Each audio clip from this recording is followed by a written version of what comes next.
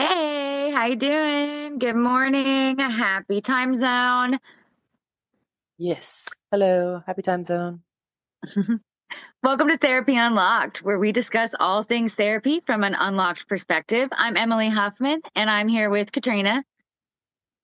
Yes, Katrina Mondragon, licensed professional counselor, and I'm a professional, not your professional. So nothing we should talk about today should be taken as medical, legal, or otherwise advice. This podcast is purely for education and amusement. That's it.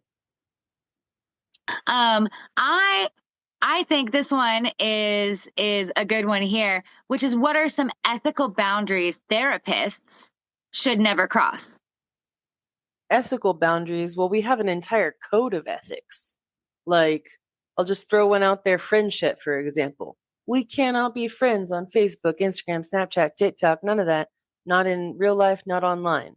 And if we see each other in public, like I'm allowed to say hi to a client if they acknowledge me first. But if they don't acknowledge me, I'm not legally allowed to acknowledge them. So I'm not ignoring them. I'm not being rude. It's just like I can't say hello without them saying hello first because that's their confidentiality. That would be breaking confidentiality. And then there's the It's whole the like if you're same for interpreting. yeah, Yeah, and then if there's a crowd of people with you and people start asking questions like how do you know each other, you don't want to have to answer questions. And right. then on the flip side of that, like if somebody does say hello, you don't want to be doing therapy like in the aisles at Walmart. So it's a quick hello, goodbye, and that's it. Ambush therapy. Just you're out and about, you're hitting up Sprouts, you're checking out the produce. Why doesn't my mommy love me? Uh I mean, I'm kind of for it. I'd watch it. I like if it were a reality show, we just ambush therapists in the wild and ask them our questions. Surprise trauma. I think they call that trauma dumping. Trauma dumping. I mean, where else are we gonna put it? And there's a TikTok trend where they put Skittles and M&Ms and various candy inside. It's a trauma salad or candy salad, something Trauma like that. salad, trauma candy salad. Oh, I watched those. I'm ashamed to admit how many of those I watched. I once watched one that was one guy doing his trauma candy salad, and his story was interesting enough that it took like four candies for me to notice that it was one guy. Oh. I felt so bad for him. And also his candy salad looked delicious. I love the idea of a candy salad. It sounds good. You know, uh, how, and I'm just going to transition right on to the next, which is, you know, we talked about ethical boundaries they should never cross. I wouldn't have known that you couldn't be my friend on TikTok or Facebook or any of those things if I were your client. I would not just naturally know that. I'm aware of it obviously myself, but I feel like 10 years ago, 15 years ago, I absolutely would not have known that. So, how can a client recognize when a therapist is being unprofessional? Well, they would include that in the informed consent, I would hope.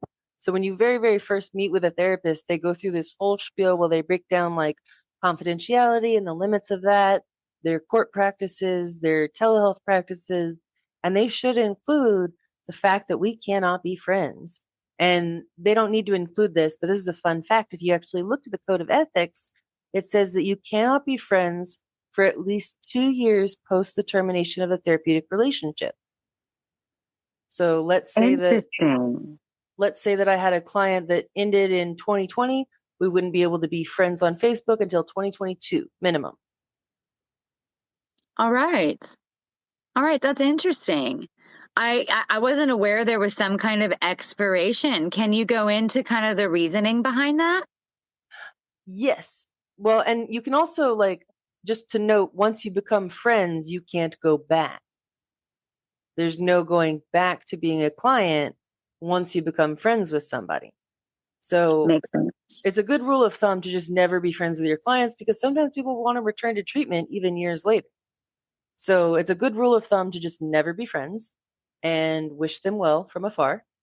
Right, But because if you, you want that trauma bond almost with your therapist, right? You want to to even if you happily complete your treatment plan and you're feeling pretty good, if you need care again, you want to go back to someone that got the raw version, got all the trauma with you and gave you that connection. So even if it is 5, 10 years later, you're going to be thinking of the same names and the same people, I would think. But let's say you moved away and you know that you'll Mhm. never see them in person ever again. It might be 2, 3 years down the road, they pop up on your suggested friends. You click add, and the therapist might be like, "Oh, yeah, I recognize you," and add you. I'll use an example of myself. I have a supervisor who was dual relationship therapist, and we waited the appropriate amount of time. We became Facebook friends, and she's in Texas. Well, I've followed her and I've been able to see like she has a new job, her son graduated high Mhm. school, and it's lovely to be able to keep up with people and not like have an intimate relationship, but just have that friendship on a Facebook level. I think that's appropriate after the appropriate amount of time has passed. If you're like never going to see each other again in person, there's no harm in being Facebook friends if both Facebook friends, parties virtual friends. consent. Yes, consent matters. So what is the verdict then as a therapist on, let's say you're scrolling through TikTok and you see one of your clients, what do you do? Scroll past. Just keep scrolling. Right. Yeah, you I've never don't had look that down happen, anything. but I would just keep scrolling. I wouldn't creep on them. What if they find your TikToks? I have no control over what they do. I imagine they would do whatever they want to do. They're welcome to creep on Sure. me. I have Nothing to private hide. accounts, Yeah. so good luck. It's okay, guys. All my accounts are public and you can go check them out. Please do. It'll increase our viewership. Oh, so if let's say you are in this scenario, you are one of our fabulous listeners, and you've found enough red flags and you're listening to what you feel, and you need to advocate for yourself in that therapeutic setting. You have maybe a little bit of white coat syndrome, or just in general, there's an unusual power dynamic in a therapeutic relationship. How do you advocate for yourself in that setting? I highly recommend talking about it. Like speak it, speak up, say something. If you're Right. if you're every time you're coming to therapy, you're having tummy troubles before you come, mention that to your therapist. If every time you're coming to therapy, you're dreading it because of whatever reason, mention that. If you do have that white coat syndrome, maybe try sitting where the therapist sits. See if that feels a little bit different. There are no assigned seatings in most offices. That makes sense. That makes sense. Telling your therapist that you are feeling an uncomfortable power dynamic is probably the quickest way to define a more comfortable power dynamic. But what should a client do if they come out with it? They say what they're feeling, and then they're feeling unheard or dismissed in therapy. I think it's a fundamental human need to be heard. And part of psychotherapy is hearing people, and active listening is part of our job. We put down our phones, we disengage from everything else that's going on in the world, and we focus on the client. And if somebody is being dismissive, minimizing, invalidating, I think going back to your other question, that's a red flag. Run. That's a huge red flag. That's like the guy that you see on TikTok and Instagram that waves the giant flag back and forth. I know Love exactly him. who you're talking about. Yes. Yes. If they're making you feel like you're unheard, if they're dismissing your concerns, oh, that's not something that you need to worry about, or I didn't mean it that way. If your therapist begins to gaslight you, red flag. Red flag for sure. How can someone respectfully end therapy and transition to a new provider? If the client as an individual wants to end therapy and transition to a new provider, how do they go about that? Because I have gone about that several ways, and I'm sure that maybe ghosting is probably not the best one. Ghosting is not recommended. Actually, what's recommended is this thing called a termination session, where you have one Okay. last goodbye, and it can be as short or as long as you want. It can be 30 minutes, it can be an hour, but you basically review the progress that you've made. You might go into goals that you have with your next clinician if you want.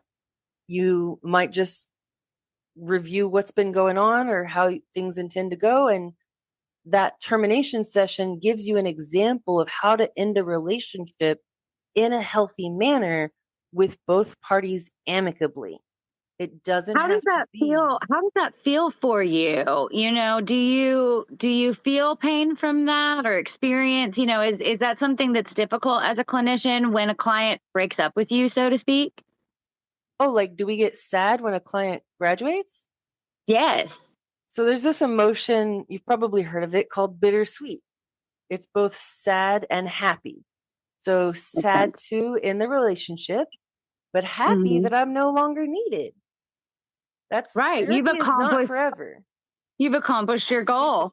That's great. So I want the other side of that, which is as a clinician, let's say you found enough red flags in your client is crossing boundaries, attempting to be your friend on a personal level, not paying attention to those papers and agreements that they signed at the beginning of your relationship, and you have to end it. You're going to give them at least 3 referrals, but how do you do that respectfully? What's your approach? If you have the opportunity to have a termination session, that's advised. If it's a situation that doesn't warrant it, then you can do it either via telephone or email.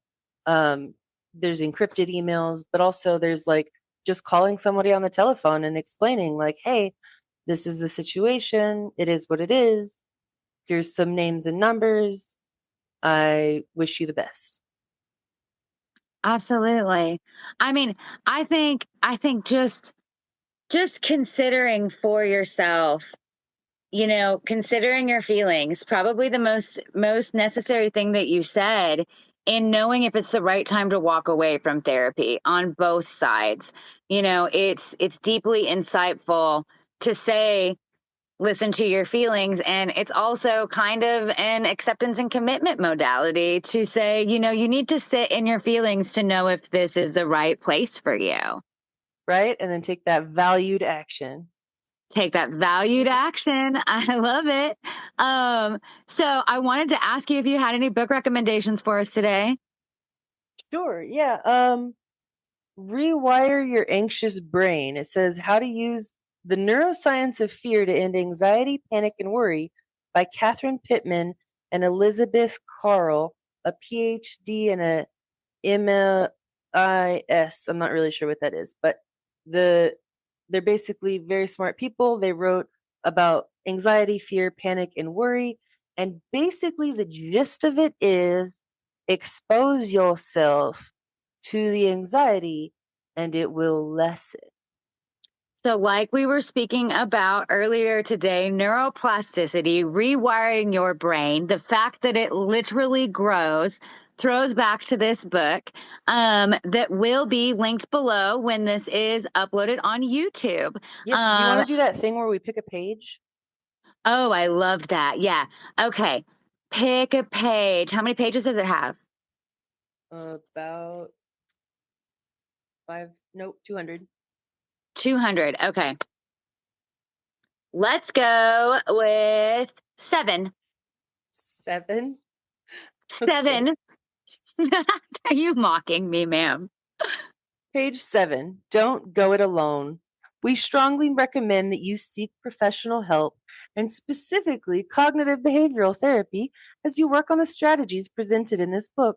Cognitive behavioral therapists are trained in identifying anxiety producing thoughts and other techniques in this book, including exposure therapy. Therapists in many disciplines have training in cognitive behavioral therapy, including social workers, for example. When choosing a therapist, it's important to ask whether the therapist is knowledgeable about cognitive behavioral methods of treatment, especially exposure and cognitive restructuring. So that's I kind of what can't I believe touched on. Paige selected at random. You touched on almost every single one of those points. I think one of the first things that you said is a red flag is your therapist using a modality? Are they using an evidence-based practice? You blow my mind sometimes. But exactly, that kind of connection throughout our entire conversation to that book makes it an excellent recommendation. So, as I was saying, that will be linked below on our YouTube page. Yes. And I wanted to, as a quick side note, say thank you again to our many followers and subscribers recently. I have enjoyed logging in every day and seeing new numbers and just feeling so accomplished and proud to show off my incredible sister. And please stay with us. And if you are listening for the first time, please subscribe. Join the conversation with us on Instagram.